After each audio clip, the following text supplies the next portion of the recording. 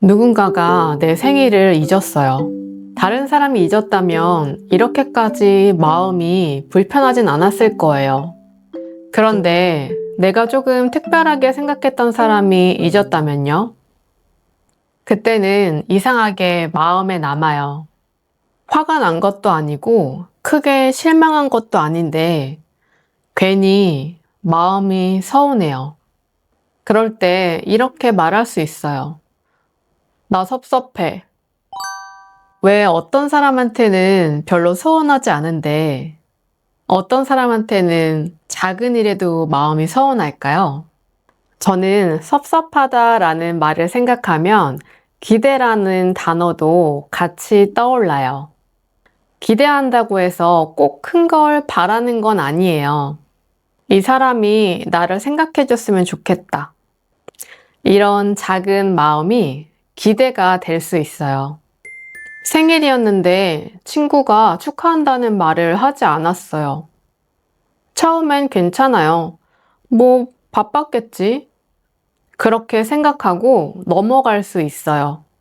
근데 얼마 뒤 SNS를 보다가 그 친구가 다른 사람 생일엔 선물까지 준비했다는 걸 알게 돼요.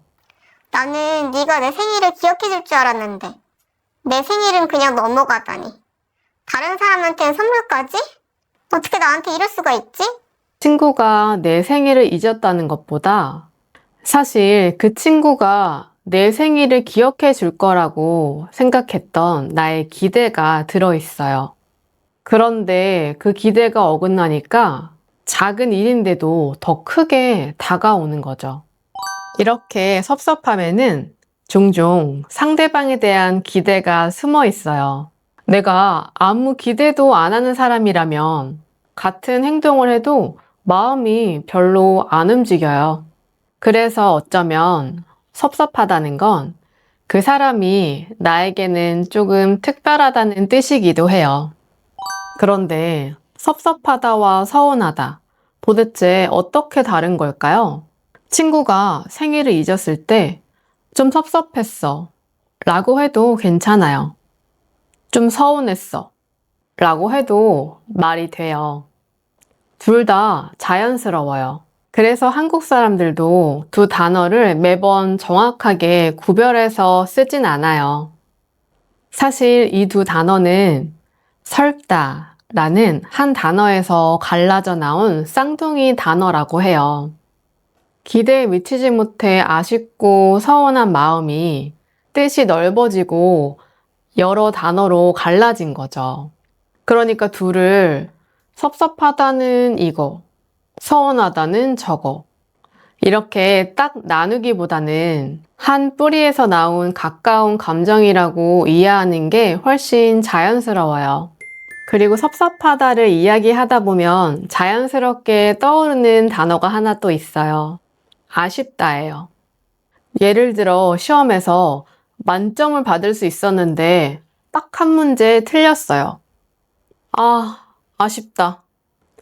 이건 상대방 때문이라기보다 내 상황 때문에 생긴 마음에 가까워요. 반대로 친구가 생일을 잊었다면? 와, 진짜 섭섭하네. 상대방의 행동 때문에 생긴 마음이죠. 이렇게 생각하면 조금 구분하기 쉬워요. 내 결과나 상황 때문에 드는 감정이라면 아쉽다. 상대방의 행동 때문에 생긴 감정이면 서운하다, 섭섭하다. 근데 섭섭하다는 말은 졸업이나 퇴사처럼 무언가와 헤어지거나 끝낼 때도 사용할 수 있어요. 시원섭섭하다. 들어보신 적 있나요? 홀가분하면서도 아쉬운 마음이 남을 때 쓰는 말이에요. 졸업을 해서 홀가분한데 친구들이랑 헤어지는 건 아쉽고 섭섭해요. 그럴 때 시원섭섭하겠죠. 오래 다니던 직장을 그만둘 때도 그래요. 무거운 짐을 벗은 듯이 홀가분한 느낌이 들겠죠. 그런데 동시에 함께했던 동료들, 그리고 내가 열심히 일했던 그 공간을 떠난다고 생각하면 한편으로는 또 섭섭해요. 그럴 때 시원섭섭하다라고 해요. 이럴 때는 누군가가 나를 서운하게 해서가 아니에요. 그냥 그 순간 자체가 서운한 거예요. 그렇다면 속상하다는 또 어떨까요? 일이 생각대로 안 풀려서 마음이 속상할 때, 시험에 떨어지거나, 친구와 싸우거나, 계획이 틀어졌을 때도 모두 아, 속상해 라고 말할 수 있어요.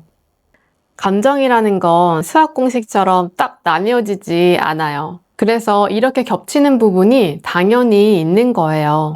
섭섭함은 아주 작은 순간에 찾아와요. 친구랑 만나기로 한 날, 다른 약속도 미루고 개인 일정도 다 조율해 놨어요. 근데 갑자기 만나기 몇 시간 전에 나 오늘 못 만날 것 같아. 갑자기 다른 약속이 생겼어. 나와의 약속은 취소하면서 다른 약속은 간다고?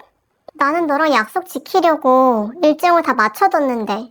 이런 생각이 들면서 서운함이 밀려와요. 진짜 섭섭해. 이런 상황에서는 섭섭하다가 꽤 무겁게 들려요. 근데 항상 이렇게 무거운 건 아니에요.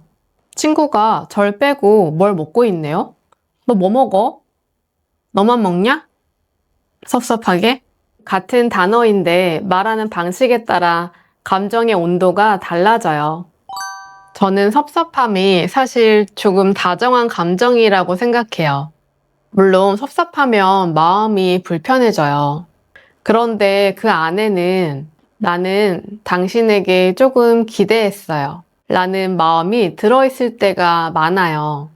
거기에 솔직함을 한 스푼 더하면 그래서 나도 당신에게 조금은 특별했으면 좋겠어요. 라는 마음도 같이 담겨 있는 것 같아요.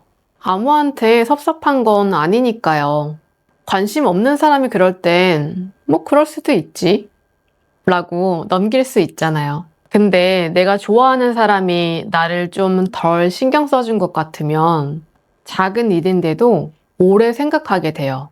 그때 우리는 그 복잡한 마음을 섭섭하다 라고 하는 거죠. 그리고 하나만 살짝 짚고 넘어갈게요. 내가 느낄 땐 나 좀 섭섭해. 다른 사람의 모습을 바라보고 이야기할 땐 그 친구가 많이 섭섭해 하더라. 섭섭하다는 내가 느낀 감정인 거고, 섭섭해 하다는 그런 마음인 걸 제3자가 다른 사람이 보고 이야기하는 거예요. 섭섭함이라는 감정은 때로는 드러내기가 참 어려워요. 내가 너무 예민한가? 내가 속이 좁은가? 그런데 꼭 그렇게 생각할 필요는 없는 것 같아요. 아, 내가 이 사람을 생각보다 중요하게 여기고 있었구나. 이렇게 알게 되는 것만으로도 내 마음을 조금 더 이해할 수 있으니까요.